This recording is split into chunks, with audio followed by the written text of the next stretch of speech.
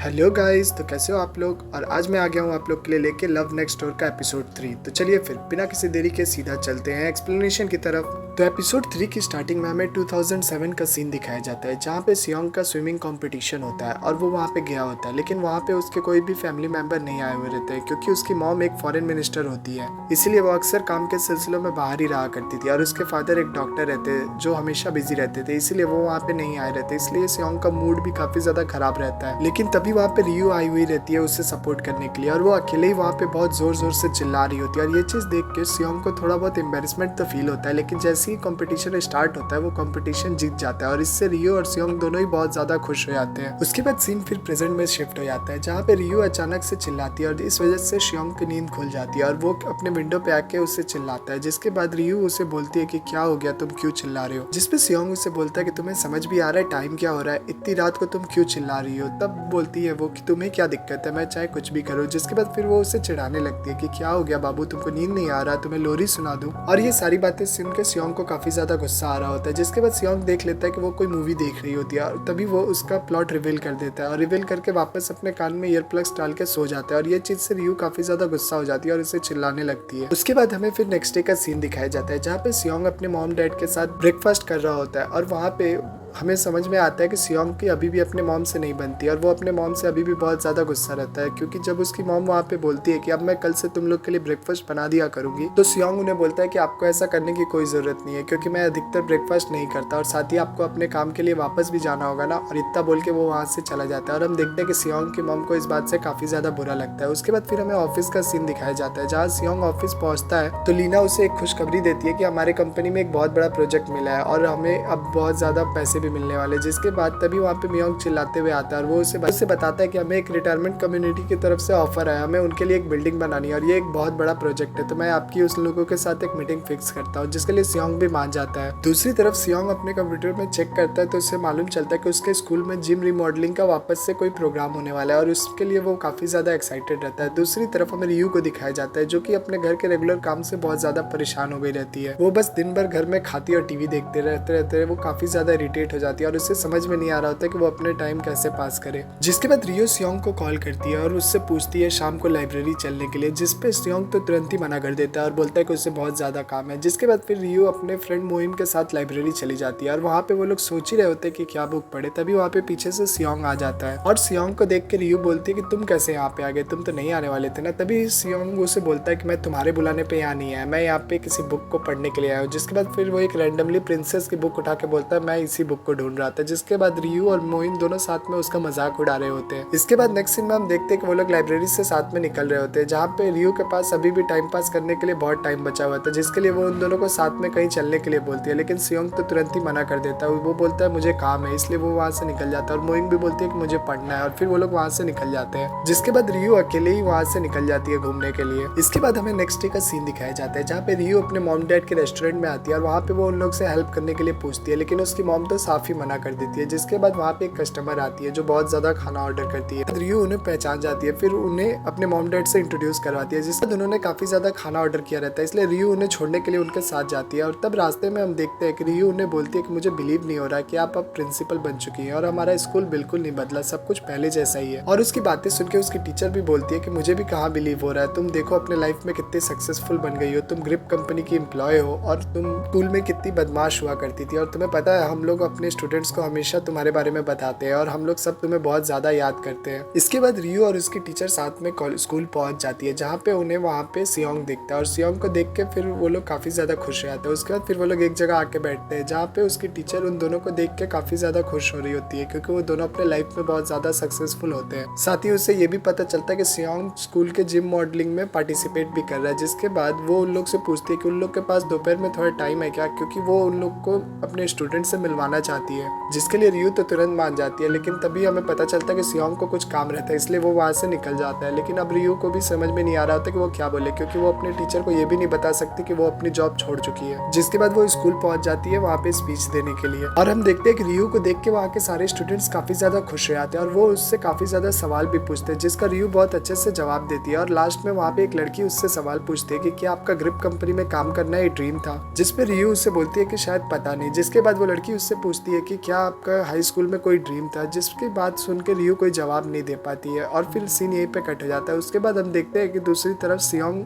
Swimming pool के पास खड़ा रहता है और वो कुछ सोच रहा होता है अपने पुराने दिनों के बारे में, जिसके बाद रियू वहां से बाहर निकल जाती है। तभी सियोंग बाहर उसे रोकता है लेकिन रियू रुक नहीं रही होती तब, जिसके बाद सियोंग रियू को अपसेट देख के उसे अपने साथ चलने के लिए बोलता है लेकिन रियू मना कर रही होती है। तब सियोंग उसे पीछे से पकड़ के उसका गर्दन उसे अपने साथ लेके जाता है, जहाँ पे वो स्कूल के गार्डन में आया हुआ रहता है और वो लोग एक जगह पे खुदाई कर रहे होते हैं क्योंकि उन लोगों ने 10 साल पहले वहाँ पे एक टाइम कैप्सूल डाला था जो उसे वो लोग अभी निकालने वाले थे। लेकिन रियू का तो अभी कुछ भी मन नहीं कर रहा होता, जिसके बाद वो उससे बताती है कि मैं अब ग्रिप कंपनी में काम नहीं करती, लेकिन मैं ये बात अपने टीचर को नहीं बता पाई, साथ ही मैं बेशर्मों की तरह बच्चों को लेक्चर दे के आई हूँ। तो उसकी बातें सुनकर सियोंग उससे बोलता है कि इसमें कुछ भी गलत नहीं है, तुमने 10 साल से भी ज्यादा ग्रिप कंपनी में काम किया है तो तुमने उन्हें जो भी बताया होगा अपने एक्सपीरियंस से ही बताया होगा, तो इसमें कुछ भी बुराई नहीं है। लेकिन रियू का मन अभी भी अच्छा नहीं होता, जिसके बाद वो उठ के वहां से चली जाती है और सियोंग भी अब खुदाई करना छोड़ के उसके संग निकल जाता है। जिसके बाद रियू घर पे भी आ जाती है लेकिन उससे घर पे भी कोई भी काम नहीं मिलता, जिसके लिए उसका टाइम पास ही नहीं हो रहा होता और वो काफी ज्यादा परेशान हो गई रहती है। और दूसरी तरफ हम उसके मॉम डैड को देखते हैं, जहाँ उसकी मॉम बोल रही होती है कि मैं रियू को अच्छे से जानती हूँ, वो ज्यादा देर तक बिना काम किए नहीं रह सकती, वो काफी जल्दी इन सब चीजों से बोर हो जाएगी और वापस अपने काम पे लग जाएगी। और इधर सेम रियू का भी यही हाल हो रहा होता है, उसे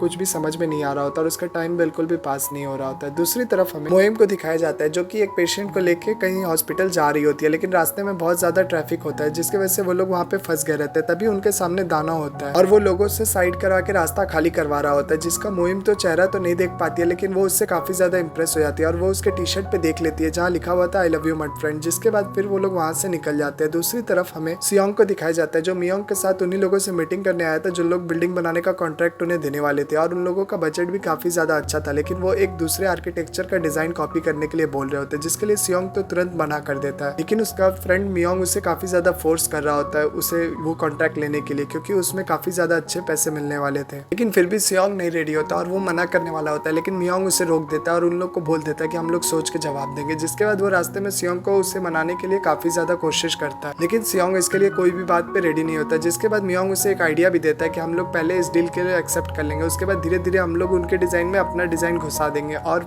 इस तरह हम लोग का डिजाइन कॉपी भी नहीं होगा और हम लोग ओरिजिनल भी अपना काम कर पाएंगे। लेकिन सियोंग इसके लिए बिल्कुल तैयार नहीं होता और मना कर देता है। दूसरी तरफ हमें मियोंग और उसके टीम को दिखाया जाता है जहाँ मियोंग के टीममेट्स और वो लोग उसी लड़के के बारे में बात कर रहे होते हैं और वो लोग उसे काफी ज्यादा अच्छा लड़का बोल रहे होते हैं। तभी वहाँ पे मियोंग के लिए एक डिलीवरी आ जाती है और वो डिलीवरी और कोई नहीं दान ने ही भेजी होती है, जिसमें उसने एक लेटर भी लिखा रहता है कि कल के लिए शुक्रिया मिस मियोंग। और ये चीज देख के मियोंग काफी ज्यादा खुश होती है और सोचती है कि इसे मेरा नाम कैसे पता चला। दूसरी तरफ हमें रियू को दिखाया जाता है जिसे एक सीईओ ने मिलने के लिए बुलाया हुआ रहता है और वो उसे एक जॉब ऑफर करती है जिसमें सेम ग्रिप जैसा ही काम रहता है और अच्छी सैलरी भी रहती है। लेकिन इस चीज से रियू को खुशी नहीं मिलती है, जिसके लिए वो उसे बोल देती है कि मैं सोच के बताऊंगी। दूसरी तरफ देखते हैं कि सियोंग भी वहीं से कहीं जा रहा होता है, लेकिन वो रियू को वहाँ पे देख लेता है, जिसके बाद वो उसका वेट करता है बाहर। तभी रियू वहाँ पे आ जाती है, जिसके बाद रियू सारी बात सियोंग को भी बताती है कि उसे एक जॉब मिले है जो बिल्कुल सेम ग्रिप जैसा ही है और एक अच्छी सैलरी भी है, और वो बोलती है कि अब मैं एडजस्ट भी कर लूंगी क्योंकि मुझे कोई ना कोई काम करना है। तभी वहाँ पे सियोंग उसे बोलता है कि क्या तुम्हें सच में वो काम करना है, क्योंकि तुमने ही मुझे कहा था कि तुम ग्रिप में काम करते करते उब गई और तुम्हें एक रिबूट की जरूरत है, तो फिर तुम वापस क्यों उसी लाइफ में जाना चाहती हो। तो उसकी बातें सुनकर रियू बोलती है तुम्हें इससे क्या फर्क पड़ता है। तभी उसकी बात का जवाब देते हुए सियोंग बोलता है कि मैं तुम्हें अच्छे से जानता हूँ, जब तुम कोई काम सच में करना चाहती हो तब तुम्हारे आंखों में एक अलग ही एक्साइटमेंट रहता है और तुम उस काम के लिए बहुत ज्यादा डेस्परेट रहती हो, लेकिन मुझे अभी ऐसा कुछ भी नहीं दिख रहा, मुझे तुम बहुत ज्यादा नॉर्मल लग रही हो और तुम्हें जिसमें कोई इंटरेस्ट नहीं है ऐसा दिख रहा है। और वो उससे बोलता है कि मैं यही विश करूंगा कि तुम अपने मनपसंद का काम कर पाओ और तुम्हें जो ड्रीम है तुम उसे फुलफिल करो। जिसके बाद वो बोलती है कि ड्रीम देखने का हक नहीं है मुझे, ड्रीम उन्हीं का होता है जो अपने लाइफ में इजिली मूव ऑन कर सके और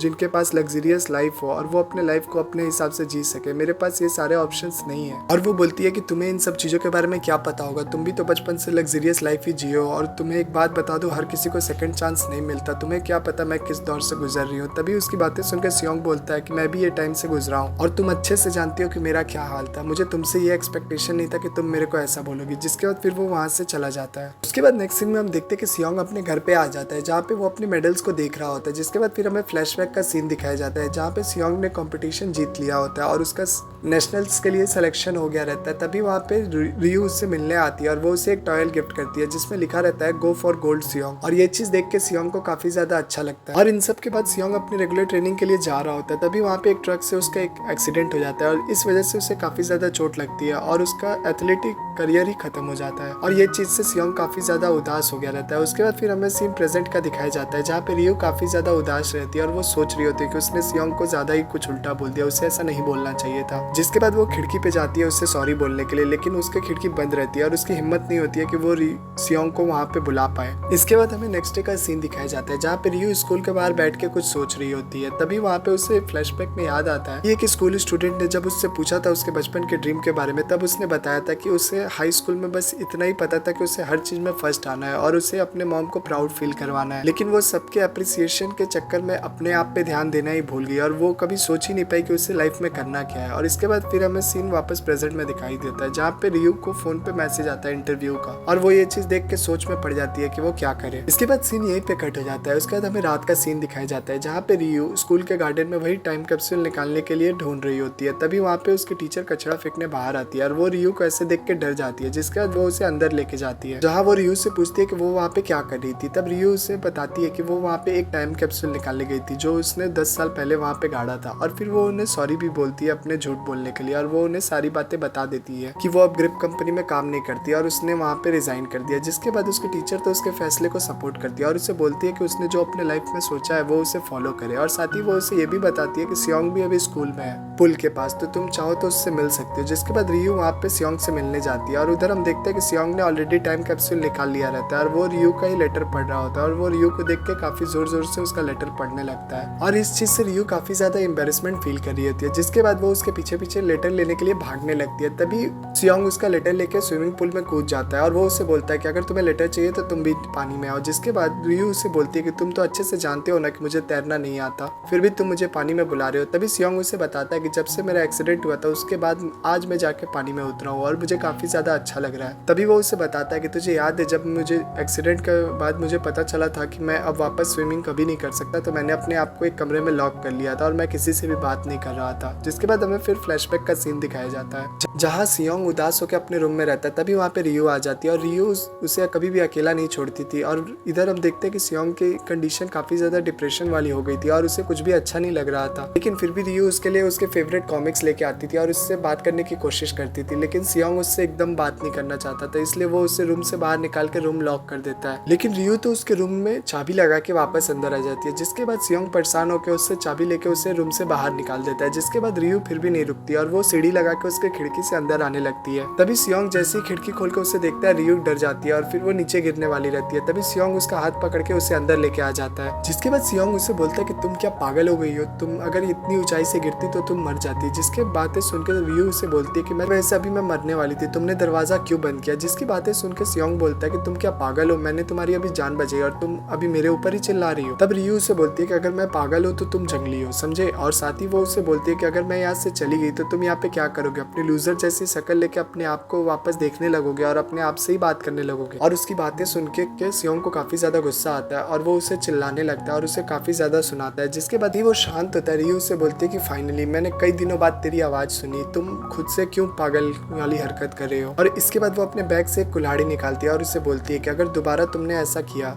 या फिर तुमने दरवाज़ा बंद किया तो मैं यहाँ पे आके सबसे पहले दरवाज़ा तोड़ूंगी और उसके बाद मैं तुम्हें तोड़ूंगी। और फिर वो इतना बोल के वहाँ से निकल जाती है और इसके बाद हम देखते हैं कि सियोंग स्माइल करता है। उसके बाद फिर हमें प्रेजेंट का सीन दिखाया जाता है जहाँ पे सियोंग रियो को बोल रहा होता है कि तुम पहले कितनी मस्त थी और कितनी एनर्जेटिक थी, तुम्हें कोई भी चीज़ से डर नहीं लगता था, लेकिन अब तुम देखो खुद को, तुमने कैसे अपने आप को बना लिया है, तुम एकदम बोरिंग और डरपोक बन चुकी हो और तुम्हारे अंदर अब कुछ भी करने का हिम्मत नहीं बचा है। जिसके बाद ये सारी बातें सुनकर रियो को गुस्सा आ जाता है और वो वहाँ पे पानी में कूद जाती है। जिसके बाद रियो को तैरना तो नहीं आता था, इस वजह से वो खुद डूबने लगती है और वो सियोंग का आवाज देके अपने पास बुलाती है। जिसके बाद सियोंग आता है और उसे पकड़ता है, लेकिन वो तो इतना ज्यादा डर रही होती है कि उसे लग रहा होता है कि वो अभी भी डूब रही है, जिसकी वजह से वो सियोंग को भी डुबाने लगती है और इस चीज से सियोंग का भी बैलेंस बिगड़ रहा होता है और वो भी डूब रहा होता है। और फिर काफी देर के बाद रियो को सियोंग शांत करता है और उसे पानी के ऊपर तैरना सिखाता है। जिसके बाद रियो उससे बोलती है कि मैं काफी ज्यादा नर्वस थी, मैं बहुत दिनों से कंपनी को छोड़ना चाहती थी, लेकिन मैं डर के मारे कुछ कर नहीं पा रही थी और मैं एक न्यू लाइफ का सपना देख रही थी, लेकिन अब मुझे ऐसा लग रहा है कि जब से मैंने ग्रिप छोड़ा है मेरी लाइफ कुछ है ही नहीं, मेरे ग्रिप के बिना मेरी कोई अपनी पहचान ही नहीं है। जिसकी बातें सुन के सियोंग भी बोलता है कि जब मैंने स्विमिंग छोड़ी थी मुझे भी ऐसा ही लग रहा था कि स्विमिंग के बिना मेरी कोई अपनी लाइफ ही नहीं है। मुझे ऐसा लगता था कि मैं एक स्टार्टिंग लाइन पे खड़ा हूँ और सब लोग आगे निकल गए हैं, और मुझे ऐसा डर लगता था कि शायद मैं कभी अपनी लाइफ में कुछ कर नहीं पाऊंगा। लेकिन उसकी बातें सुन के रियू बोलती है कि तुमने